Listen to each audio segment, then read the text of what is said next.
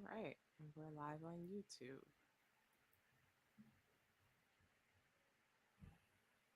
So it's just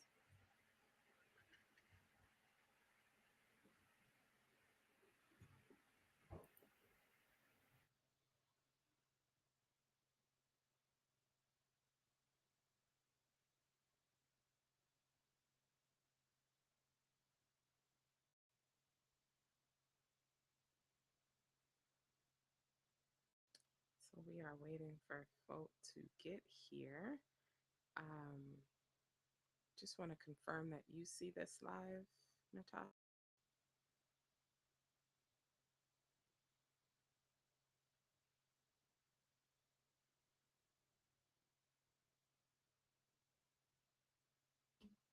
Do you see it live, Natasha, on Facebook?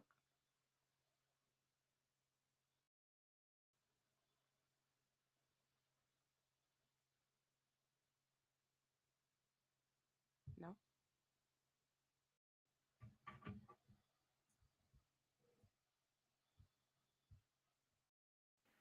I'm trying to find it.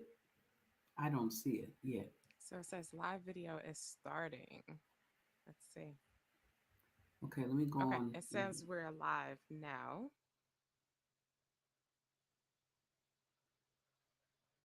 It's connecting the video.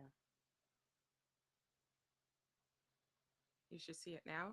I see a live.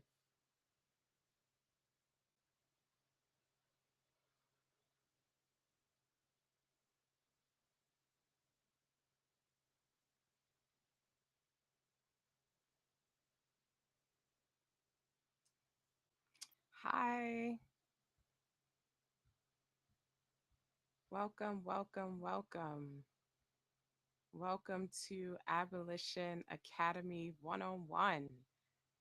We are excited to hear. So, Natasha, I just want to confirm, do you see us live? Not yet? We are live. Yes, excellent. So now you can share that. And we are also live on YouTube for those who want to join us at Abolitionist Sanctuary on YouTube. Please subscribe. And we are also live on Facebook. And for those who registered, you have the opportunity to join us in our studio audience here, where we are willing to or able to accept live questions at the end, but we are excited to have you. And we just want to wait a moment as we bring in some of our participants. So I see that we have three participants here in this studio, Natasha. Professor Robinson, sure we are all here. Before we begin, we'll just give it a little bit more time. Okay, excellent. So we have one in the audience. I'm unable to see who that one person is, but I am glad you are here. One in audience besides you and I. I am glad you're here. So we are excited. Welcome, welcome for joining us for the second night of our Abolitionist 101, which is an installment of Abolition April presented by Abolitionist Sanctuary. I am your host and the founder and executive director of Abolitionist Sanctuary. We are a nonprofit organization of training Black serving churches, civic organizations, and education to organize against the moral crisis of mass incarceration and the criminalization of impoverished Black motherhood. I'm excited to be joined here to talk about how to build legal sanctuaries with a three-part series led by Professor Natasha Robinson, Esquire. And she is teaching her second teaching today on criminal cases. And so I want to give us a brief introduction of Professor Robinson, and we gave one in its entirety yesterday. And so feel free to go back and catch the recording. I want to introduce to you and present to others Professor Natasha Robinson, she, her, hers.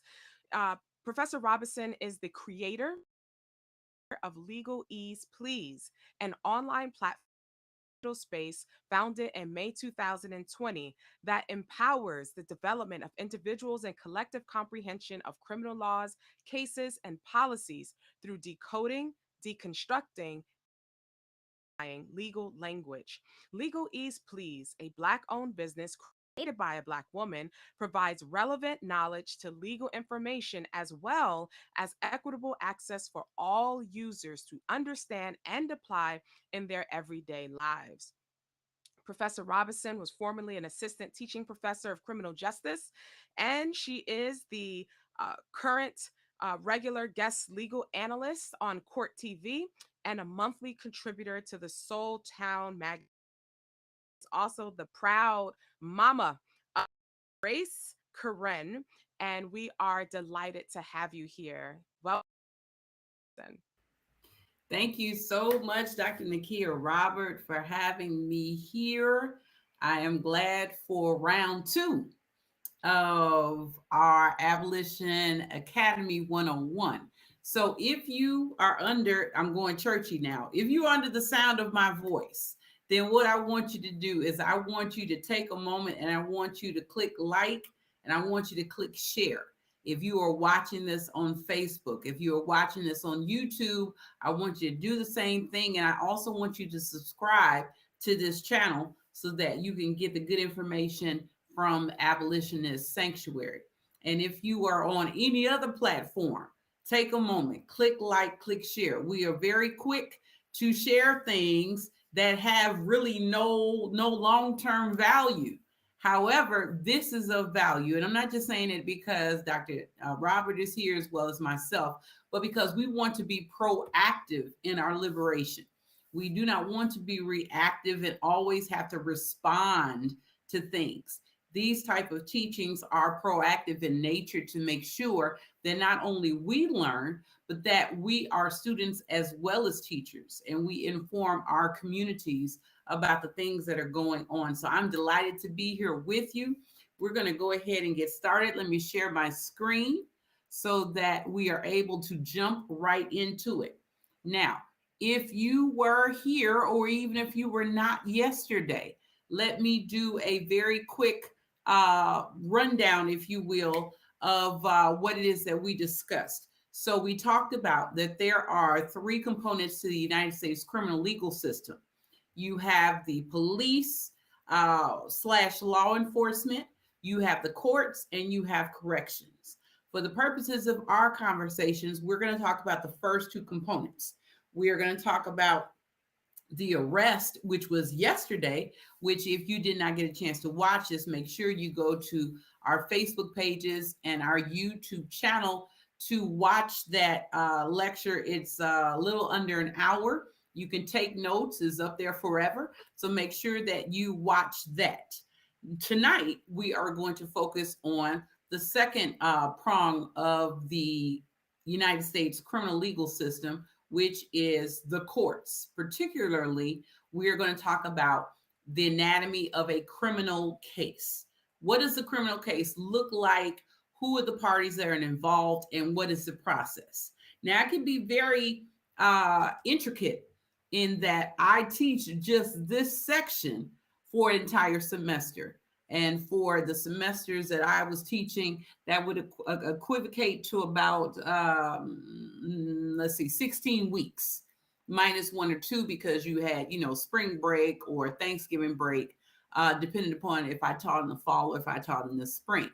But for you, I have to take a lot of information and condense it down, which is fine, because again, the purpose of LegalEaze Please is to deconstruct, decode, and demystify legal language. So you do not have to be a legal professional in order to learn in this space. We build you up by breaking it down. it being the terminology, it being any boundary and barrier of knowledge, of access, of comprehension. And we do it without the feelings of shame. We are not going to goad you into this learning by saying you should know this by now. That's not what we do here. We have the ethic of lifelong learning. And so, in that vein, we are going to talk about the second prong, which is about the courts in the United States. Now, before I begin, there are a couple of things that I wanted to address based on yesterday. We were talking about arrests and arrests that stem out of the language of the Fourth Amendment of the United States Constitution, which talks about unreasonable searches and seizures, and that law enforcement needs to either have a warrant or they need to have probable cause. And so when I was kind of wrestling, not being able to sleep, one of the questions that arose for me is for anyone who is asking, well, what happens if I believe my arrest is illegal? Which is a great question. What happens, or what do I do if I believe that what I am being arrested for, what I am being charged with, is illegal? Here is my response, is that you leave the fight to the court. You do not engage in the fight on the street, because what can happen, you may not know it, but the police definitely know it, is that if you physically restrain in any way, or if you try to impede your arrest, then you can be charged with resisting arrest, which for many jurisdictions is a misdemeanor. And for some jurisdictions, depending upon if someone is harmed, it can be a felony. And for those type of situations, while you definitely do not want to do anything voluntary, it is understandable that there may be some involuntariness in your body if the handcuffs are too tight, or if you are trying to secure the safety of anyone who is with you, if you're trying to take care of your car. All of that comes into play. But do your absolute best to try and remain as calm as you can. So even if you believe your arrest is illegal, there will be a time, space, and place for you to fight that. And you can also have a civil liability, or a civil case route that is outside of my purview, but I know that it does exist. So you would have to file complaints with whoever is the police standards or police accountability board in your jurisdiction. So I wanted to talk about that. The second thing that I want to talk about is we're focusing on Black women and Black mothers specifically. So if you are arrested, um, make sure that these are tips that I give to mothers, is that you try and make sure that if you are with your children, that you try and ask for the securing of their safety first, because any child that sees anything happening to their mom is obviously going to be traumatic and is going to be triggering, and you want to make sure without um engaging in anything that is further detrimental to them, you are asking the police, hey, I need to make a phone call. If there's no adult that is present, you want to make sure that you are securing your kids. If you are nursing, there are ways in which you can talk to your attorneys or talk to the desk sergeants and tell them, look, your right as a Black mother is about securing and saving and protecting your rights to be a mother, your right to engage in any type of medical security that prolongs and secures the life of your children. And this is also if you are in custody, if you have any medications that you take, if you live with any type of illness, physical, emotional, mental, what have you, you will want to speak with someone to make sure that your healing, your treatment, your wellness is not interrupted in any way, or if there is an interruption, it is as with as little impact as possible. Same thing for women, persons, I should say, who identify as women. If you, let's say, are on your, if you are menstruating, You want to make sure that if you are in custody and you do not have access to those resources, that you demand that those resources be provided to you. Too many times we have Black women and Black mothers specifically who are further shamed because they cannot have access to the resources that they need. Also, and I want to speak to my trans siblings, those who may be taking certain type of medications to assist you with aligning with the life and the identity that you have a right to claim. I remember a time when I was representing someone, and although their lived experience was as a trans woman, their identification and their physical aesthetic had not yet aligned. So, even though, for example, their name was Michelle, on their driver's license, they were still Michael. And so, what you want to do, trans women, those who identify as women, non-binary, if you need any type of medication that helps you in your transitioning, you have a right to that. You make sure that you talk to your attorney, that you make sure that you are treated with dignity, that you are treated with respect, and that those legal rights are provided to you.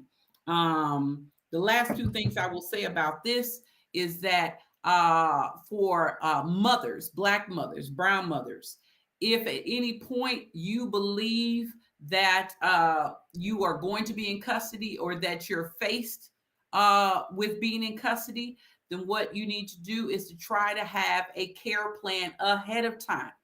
If your children are school age, you know, there are certain numbers, addresses, people that they know. Make sure that you are proactive in your care plan and that you discuss with loved ones, hey, in the event that I need someone to watch my children, I need it this way.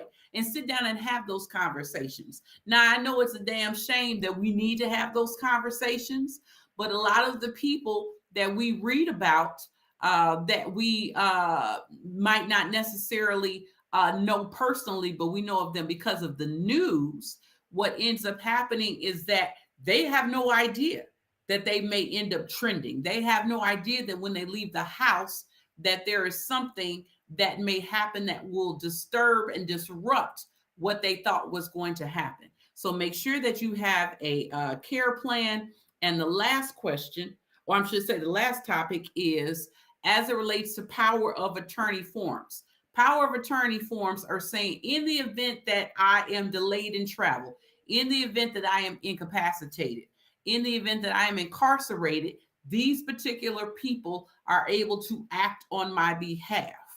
And there are ways which you can talk to different lawyers about drawing up those papers so there is as little disruption as possible.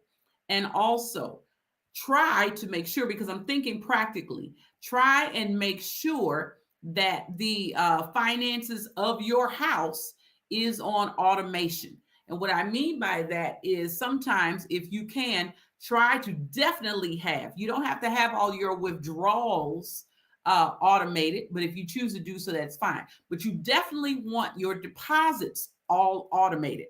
And the reason why is because if you live in a household where you are the main breadwinner, or you have particular deposits that need your signature, if you are incarcerated or in custody, it becomes very difficult for you to be able to get those documents, to be able to make sure that the bills are still being paid and the house is still running while you are waiting for your case to be resolved. So those are just some practical tips that I have for people in general, but specifically because this is Abolitionist Sanctuary, we focus on the dignity and the honoring of Black mothers. And so these are just some things that I want you to consider. If in fact you are not a Black woman, you are not a Black mother, please share this information with others. If you are in a faith organization, a civil organization, if you are watching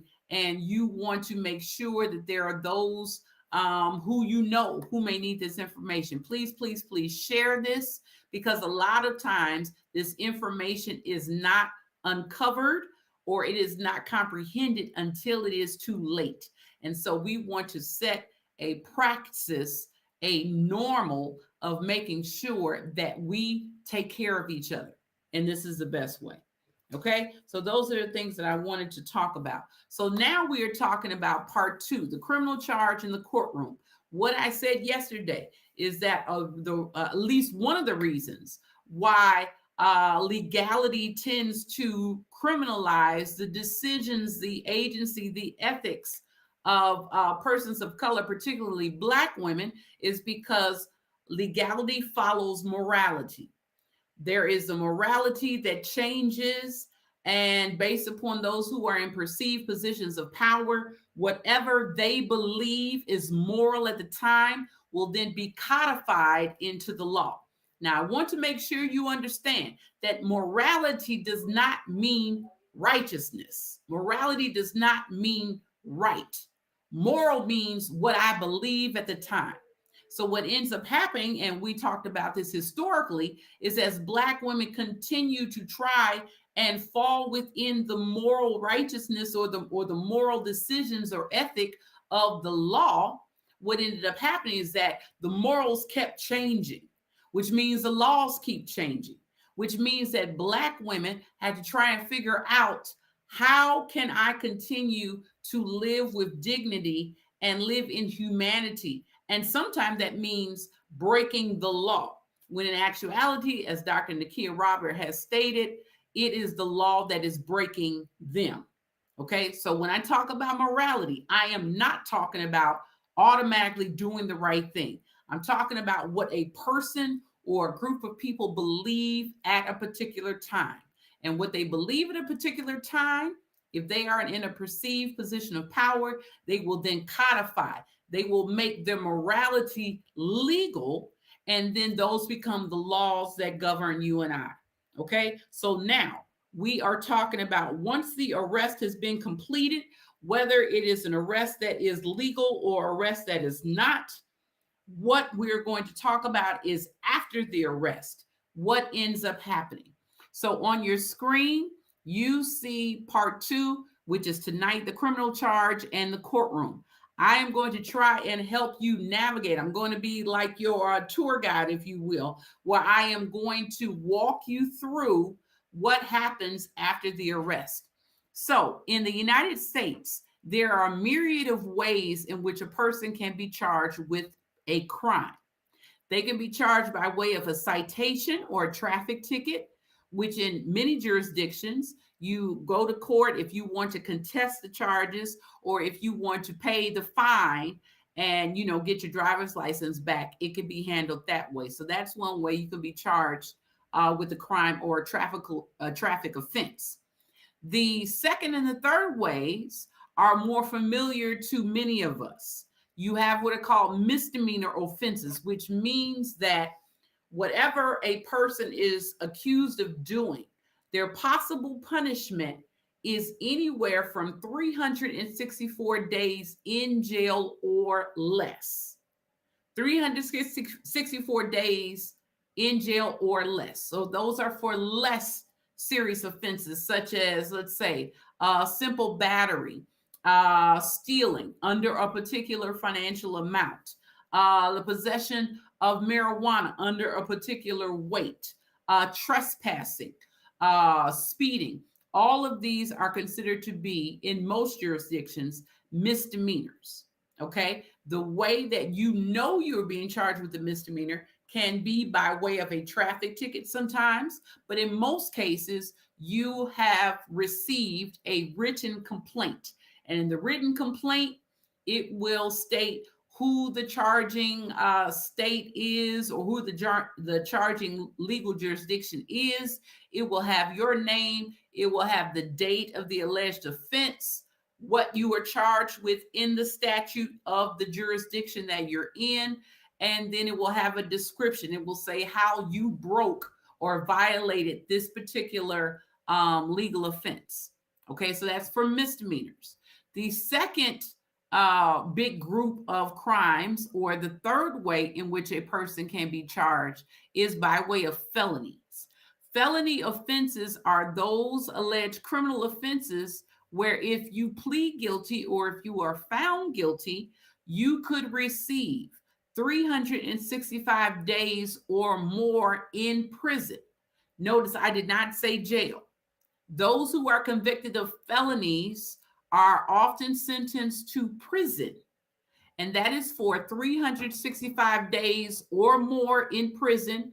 You could receive either the life sentence, which means that you are being punished for life, or you could receive the death penalty if you are in a state that says that being put to death for a very heinous crime is legal.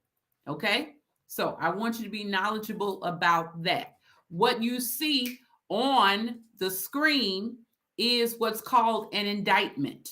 Now, to get felony offenses, there are two ways. You can receive what is called an information, which means you are being let known what the alleged crime is, what you're being accused of, or you can get what is called an indictment. An indictment is when the prosecutor, the attorneys that are bringing the criminal charges against you, where they are going in front of a grand jury and they are presenting information. And the presentation of information is saying, we believe that this person has committed this particular crime. And instead of the prosecutors making the decision to bring the criminal charges, the prosecutors bring the evidence under sworn testimony. And then at the conclusion of all of their evidence, then the grand jury decides whether or not to indict. They decide whether or not to indict. If they decide to indict, it is called a true bill, which means that the grand jury is issuing a bill of indictment or formal charges. That does not rise to the level of guilt. It is just saying there is enough evidence at this time to charge this person with these offenses. If there is no true bill, then that means that the grand jury has decided that they are not, as a governing body, they are not going to recommend charges to the prosecution. Now, unlike a criminal trial where a jury has to be unanimous in their decision, in many grand juries, it does not have to be unanimous. It only has to be a majority. That's the first thing. The second thing you need to know is that the grand jury usually can only deliberate about the charges that are brought to them by the prosecutor. Now, some grand juries can say, well, can we charge them with something else? But in most grand juries, the totality of the people, which usually about anywhere from like 18 to 20, they listen to the sworn evidence and then they make a decision based upon the prosecution's recommendation, which is why, as an aside, there was such an uproar about the grand jury trying to decide what officers to charge for the murder of Breonna Taylor. The reason why the grand jury did not consider that is because the prosecutor did not bring those charges for the grand jury to even consider. And it was not until later, under a cloak of secrecy, if you will, where all of their faces were blurred and their voices were augmented, that they told that the Kentucky general, the Kentucky Attorney General, whose name is Daniel Cameron, he did not bring those charges. And so what he did was he tried to throw the grand jury under the bus and say, well, we're just here to promote the evidence. Well, you can only promote evidence that you present. Okay. So that is why there was such a big issue with that. The third thing you need to know about grand juries, we're still on indictment. The third thing you need to know is that the defendant, the accused or the suspect, and their attorney, they have no right to be at a grand jury hearing. Okay. So they just are listening like everyone else to determine and decide what the grand jury is going to decide. So all of the questions in a grand jury hearing are being asked by the prosecutors. The defense attorneys and the defendant through the defense attorneys do not have the right to cross-examine. They only get that right in subsequent hearings. Okay? So I hope we understand that. The three ways in which you can be charged with a crime: a citation / traffic ticket, misdemeanor offenses, and felony offenses by way of information or by way of indictment. Okay, so we're going to move on.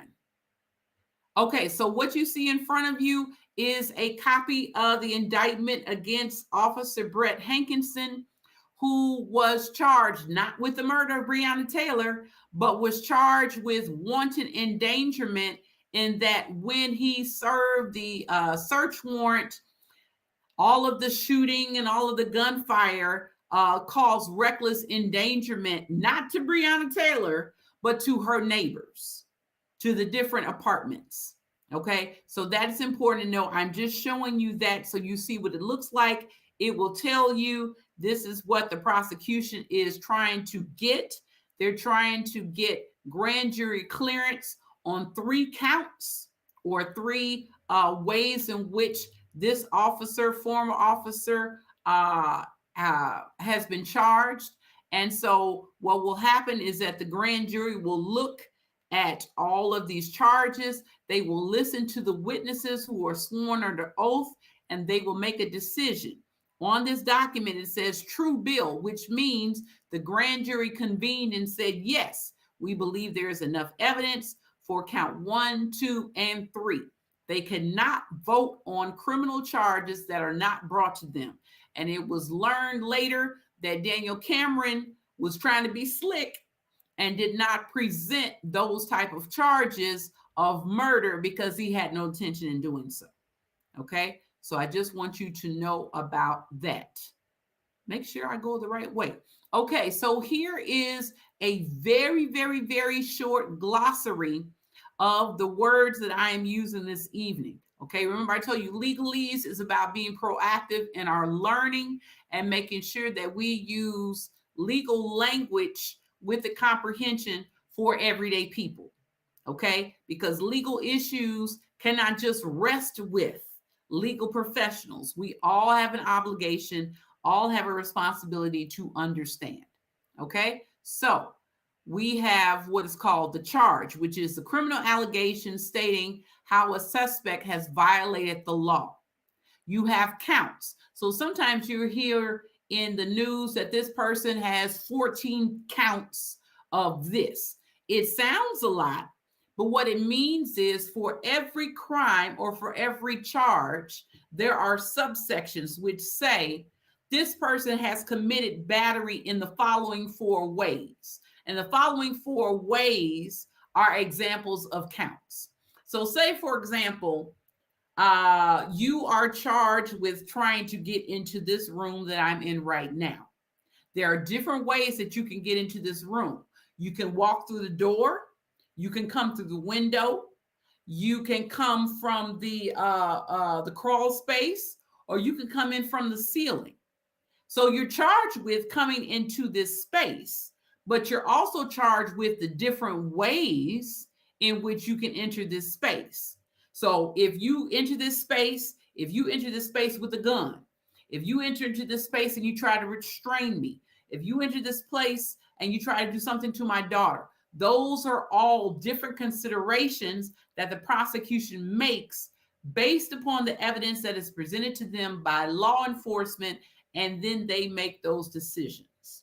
Okay, we talked about class, which means that there are 2 big groups of crimes: misdemeanors, which are the least serious, felonies, which are the most serious. Well, those misdemeanors and those felonies can then be broken down into different classes, meaning different ranges of punishment.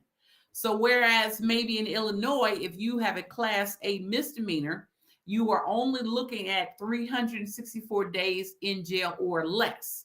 But if you are charged with attempted murder, that is a class X felony, which means you were looking, without even the consideration of a weapon, you were looking at a range of 6 to 30 years in prison. And so you may not, know all of this, or even can recall it. I can recall it because I've been doing this a long time. And even if I forget, there is a criminal code which I am able to look up. Is similar to if you're looking up a Bible verse and they'll say, look up John 3:16. Well, I could read on a criminal complaint, it'll say in Illinois 720 ILS 5/12. I know that means battery. Okay. I know that may mean trespassing or something like that. Okay. So these are the ways that we are informed. Okay. When you hear the word discovery in court, what that means is both parties, the prosecution and the defense, are requesting all of the information that has to do with the case. So if there are witness statements, if there are police reports, if there are supplemental reports, which are reports that are written after the fact by detectives, if there is a homicide and there is a coroner or medical examiner report, if there are x-rays, if there is physical evidence that has been taken into custody, all of that, the prosecution and the defense, they separately sift through because they're building their cases. The prosecution is building their case about why you, as a suspect, should be punished, and the defense is building a case as to why you should be acquitted, or if you want to plead guilty, why you should receive a particular punishment or consequence. The last word that I can think of is a motion. All throughout criminal cases, there are different motions that are filed by the attorneys. You have a motion of discovery, which, as I said, is please produce all of the things having to do with this case. You can have a motion to exclude, which means if there is a hearing and there is anyone who is testifying, we want to make sure that their testimony is not uh, uh, um, impacted in a negative way. We don't want them to testify based upon what they heard in court, but rather what they already know. So a motion to exclude means anybody that has anything to do with this case, you cannot be in the court until it's your time to testify. You have what's called a motion to quash, arrest, and suppress evidence. This is where the defense attorney is saying, while my client may have broken the law, the officers or law enforcement, they broke the law. And as a result, because they broke the law using certain court cases, this evidence cannot be used adversely against my client. So these are just some of the terms that are used in court. And I know particularly for heavy court cases or courtrooms, there's a lot of language that is just used back and forth. And so if you are a family member and you are sitting there for someone who may be the victim complainant against a suspect, you're hearing all this information, but you don't really know what's going on. And it doesn't help that the person you were there for may only have a few minutes in front of the judge as a victim and definitely as a suspect. It gets difficult when you're trying to explain something to a person and you only have a particular amount of time to explain it to them. Now, hopefully, if they are in custody, you've already met with them. Or if they are out of custody, you have scheduled a meeting with them. But let me tell you something, and I tell you this as an experienced and retired assistant public defender, is that when you are involved in a case, I'm talking about if you are suspected of committing a crime, you have the attorney that you can hire or the attorneys that are appointed to your case. And there is a school of thought that says that public defenders are not real attorneys. We, in fact, are. I was a assistant public defender of Cook County for 12 and a half years. And I represented clients everywhere from speeding, from possession of marijuana all the way to first degree murder and criminal sexual assault. So let me tell you that the only difference between an attorney that you hire and an attorney that you appoint is money and your choice. Okay. So people that work in the public defender's office are there because they want to make sure that just because you are poor does not mean you are punished. I will say it again.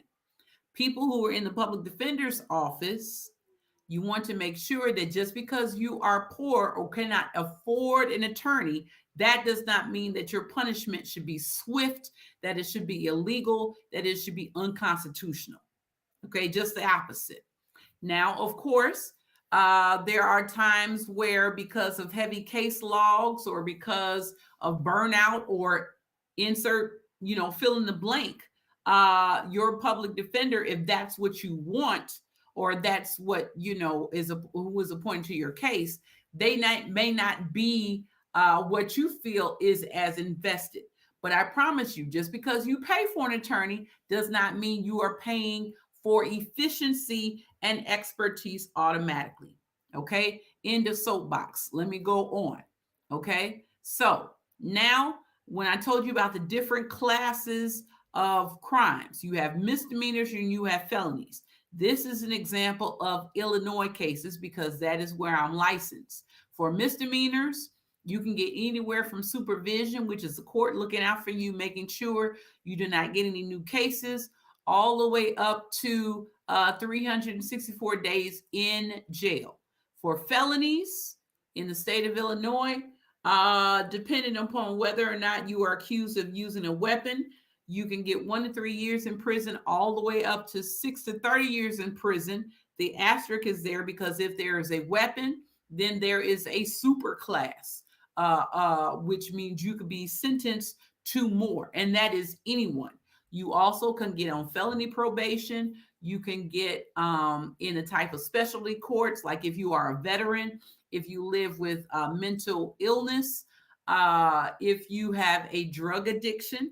All of these are called specialty courts. So your cases are handled by the collective. So it's not so much prosecution against defense. It's bringing in caseworkers and treatment specialists and anyone who can help not just treat the criminal issue, but to treat the life issue of what supports need to be put in place to make sure this person is successful. Okay. Now, let's go from the general to the specific. When you have a court case, there is the issue of what is a crime. There are at least one thing that has to be proven by the prosecution and two things for sure.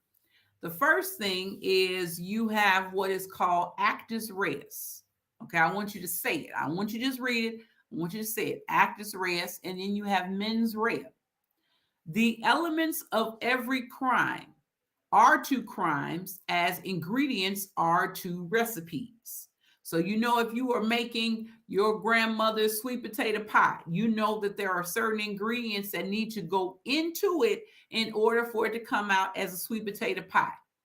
If you do not have the right measurements or you do not have the right ingredients, then what happens? You end up having a sweet potato mess. Okay. And you are not invited back for any type of family gathering.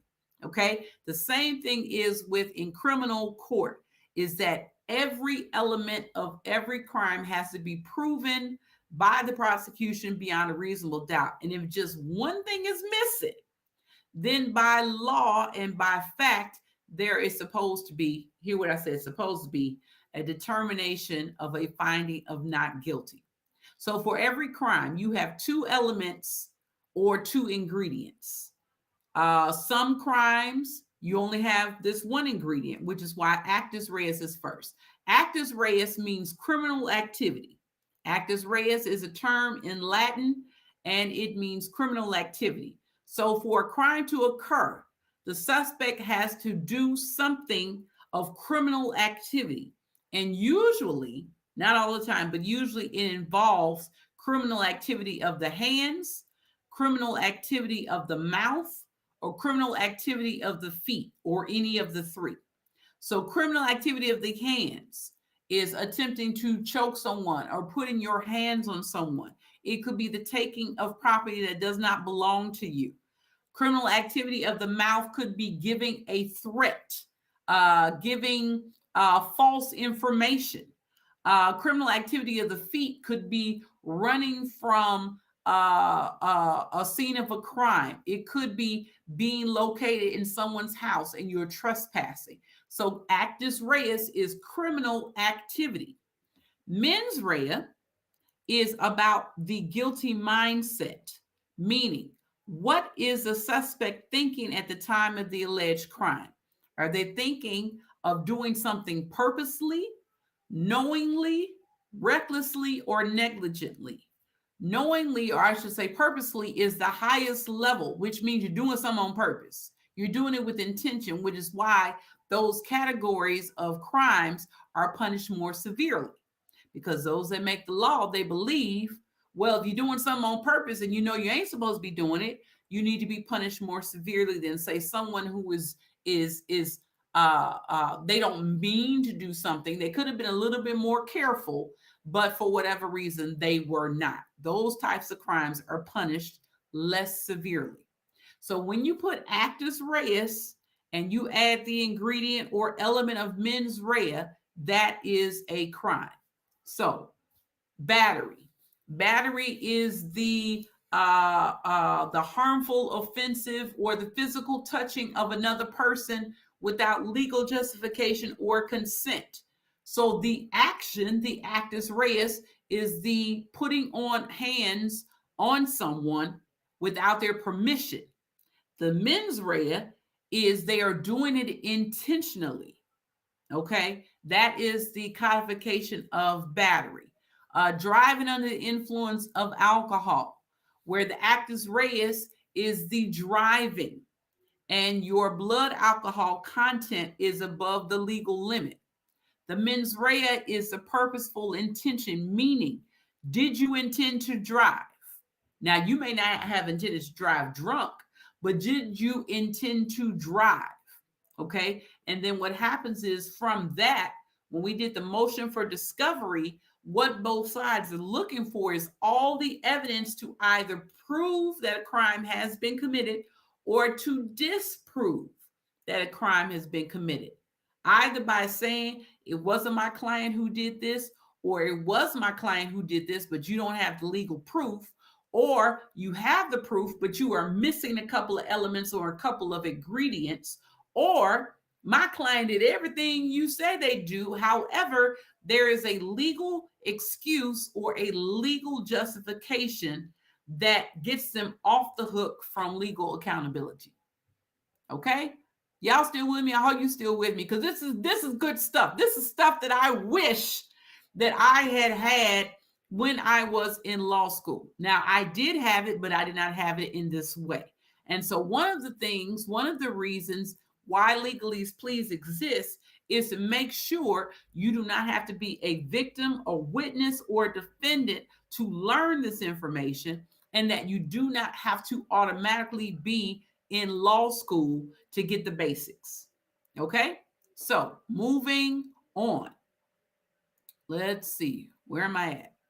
Okay, so for today's case, we are going to talk about the criminalization of Black mothers agency. And who we are focusing on is Kelly Williams Bowler. You can learn more about her if you Google her name. And definitely, if you go to Abolitionist Sanctuary website, there is, at the bottom of the About page, there are 6 Black women who have stories about how their everyday decisions clashed against the ever-changing morality of society. And as a result, because the law was unfair to them, they broke the law, when in actuality, they were trying to navigate tough situations. And so I'm going to use this case study for our focus tonight so you understand how this works. So in, I think it was 2011, Kelly Williams Bolar, who at the time was a single mom, she had her home was burglarized, and she lived there with two of her children. And so, because there is the trauma of your safe space being violated, she wanted to make sure that there was as least interruption in her children's education. So, what she did was she enrolled them in her father's suburban school district. Okay, so these children were enrolled in their grandfather's suburban school district. And instead of putting her actual address, she put down the address of her father, the children's grandfather, because it was safe, it was secure. She did not want to interrupt their schooling. So, whereas she did not choose to keep the children out, she said, let's continue with the learning, and I will do what is necessary to make sure my children remain educated and they remain safe. Well, the district learned, after sending out an investigator to track her down and to track her movements like she is a criminal. They then reported back to the school board, who then reported to the law enforcement agency, who then charged this Black woman with a felony.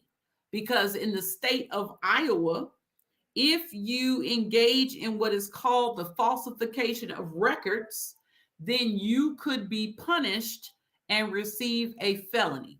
And so this is what happened to Miss Williams Bolar, is that she was charged with using false information by reporting that her children lived at her father's house, when in actuality they lived in a house that had been burglarized.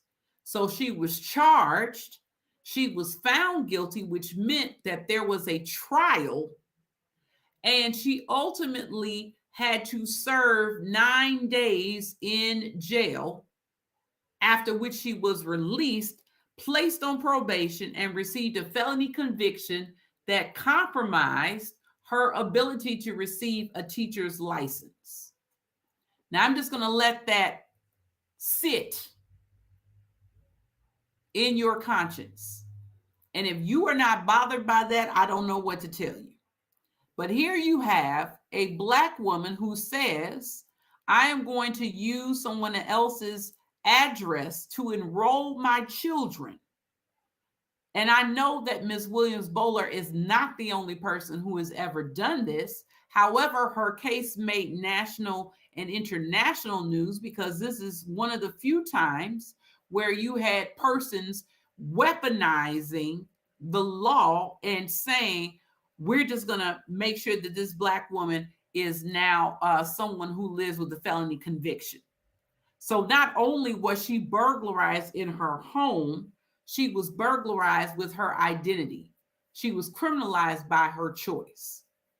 And so this is just but one of many stories about Black mothers, about Black women, about people of color, about people who their sexual and gender identity is fluid, about how they are punished because you have persons who are threatened by the divinity that lives in these persons. And what they want to make sure is that even though they are subject to laws, these particular persons are objectified by these laws.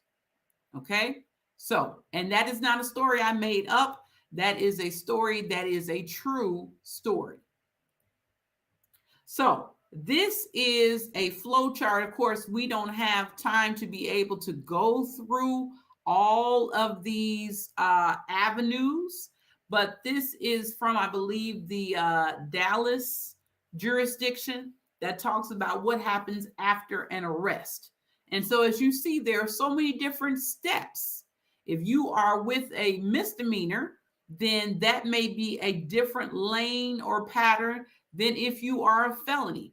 If you have diversion programs are designed to say, if you do this, if you get your high school diploma or your GED, if you continue to test negative for your drug usage, if you continue to not getting any new arrests or any new cases, if you graduate, all of these diversion programs will say in exchange for you, for example, going to theft deterrent school or driving safety school, once you complete this, we will dismiss these charges against you.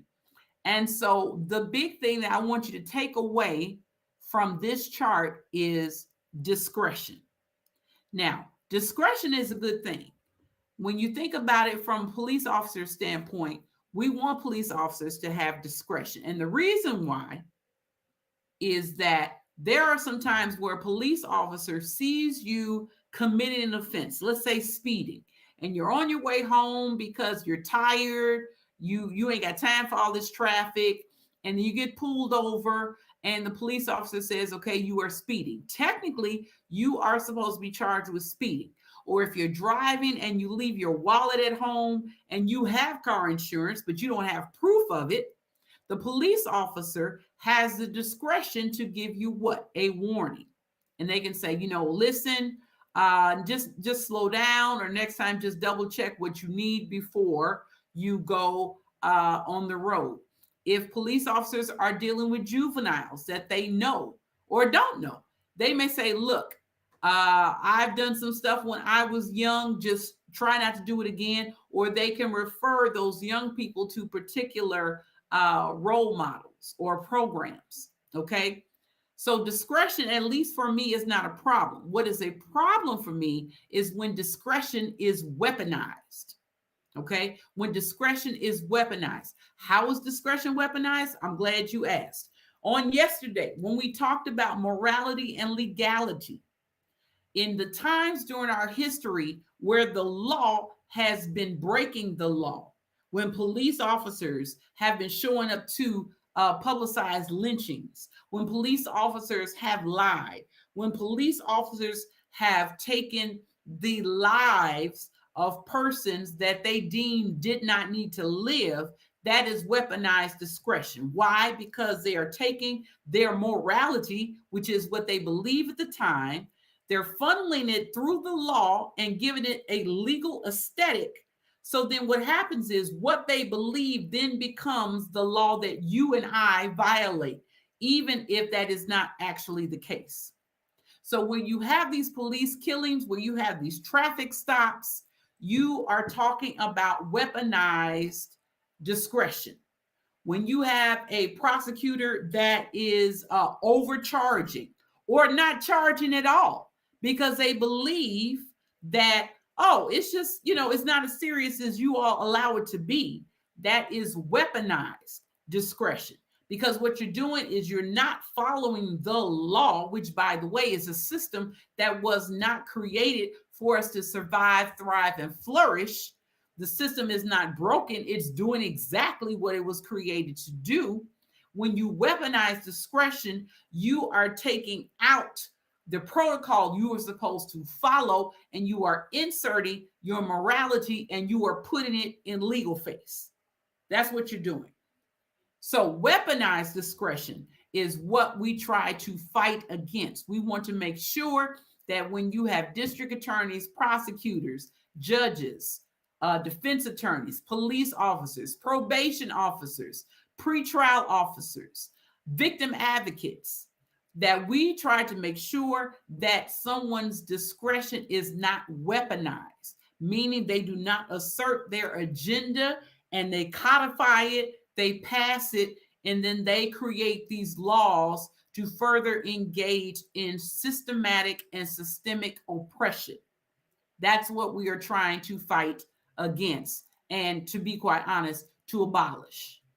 Okay? So, this concludes my time.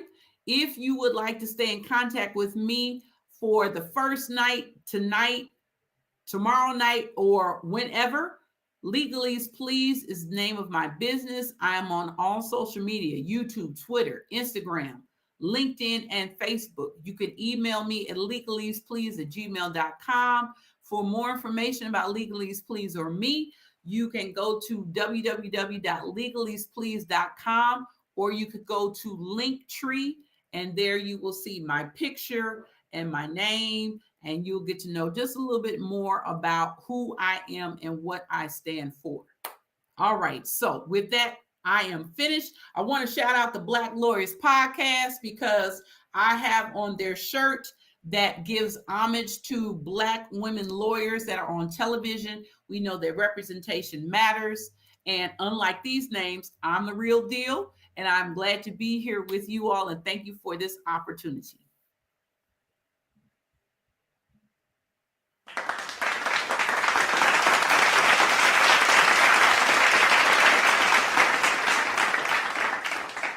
Look at that. You have a standing ovation, Professor Robertson. We are grateful for those who registered and joined us in our studio. If you have any questions, this is the time to put it in the chat, and we will have a brief Q&A. Don't be to hear from you. If by any chance you do not include in the chat your questions, this is a recording, and you can circle back to YouTube or Facebook at Abolitionist Sanctuary. You can leave questions there and we will try to attend to them. You can also find Professor Robinson on social media, and the information that she gave of ways to stay in contact with her. And please support her organization, LegalEaze, please. The information that Professor Robinson gave us today is top notch. You are receiving information that is solicited by prestigious companies and organizations such as Court TV, and you have it here for free in ways that is accessible for our community to counter a convoluted legal system that is often weaponized and used against us because we do not understand the ways laws target us. So, this is very valuable information, and we want to make it accessible by bringing it to you into our communities. Join us again for the last class tomorrow with Professor Robinson. Same time, same place, 5 p.m. Pacific, 8 p.m. Eastern, and 7 p.m. Central. We would love to have persons in our studio audience. So be sure to register. And also, this information is brought to you by Black women, by Black mothers, and a single Black mother who invests time, invest resources, secure childcare, and intellectual property. So please consider donating to LegalEaze, please, as well as Abolitionist Sanctuary, so that we can use this information, but also support the people who are giving the information. So if it is in your means, we would love to have your contribution so we could continue to bring accessible information to our communities. This concludes our programming today. We are on day 18 abolition during our Abolition April month. Be sure to follow us on social media at Abolitionist Sanctuary, on Facebook, on Twitter, and be sure to visit us at www.abolitionsanctuary.org. Finally, please sign our petition at change.org. Make the fourth month of the year Abolition April Awareness Month in the city of Los Angeles. And we hope to create a model, a template that other local communities can use to pass similar recognition where you are. So nationally, we can come together for this recognition of Abolition April. This concludes our programming. Thank you for joining us. We'll see you tomorrow, same time, same place. Take care.